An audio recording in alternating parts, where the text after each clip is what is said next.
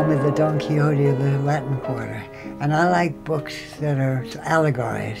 In fact, if I still had my wits, I would write an allegory about America. It's I can write it in my mind, but I've lost my wits now. I'm 95 years old, and I don't expect to live more than 110. And I'm very slow. I work very slowly, so maybe I'll never write my book. But I like allegories. I like books like Gulliver's Travels. And the best one of all, of course, is Don Quixote. Some people call me the Don Quixote for the Latin Quarter. It pleases me that people think of me that way. A man had written the story of my life before I was born. My autobiography had been written by a Russian named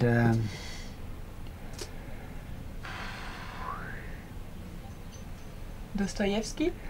Dostoevsky, in a book called The Idiot.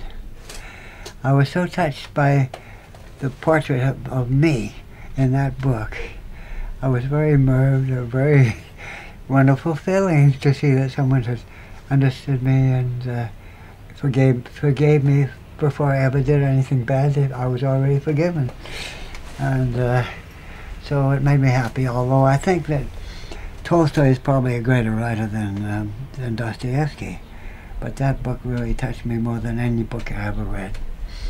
He says that he never wrote a book but the bookshop is his novel, because every corner is a chapter out of his unfinished novel, and it's very true. That's why it has a really homely feel here, because people, you know, they feel at home, and they come in and they feel that personal touch that he's given to the bookshop, and they feel his spirit, which is really everywhere in the bookshop.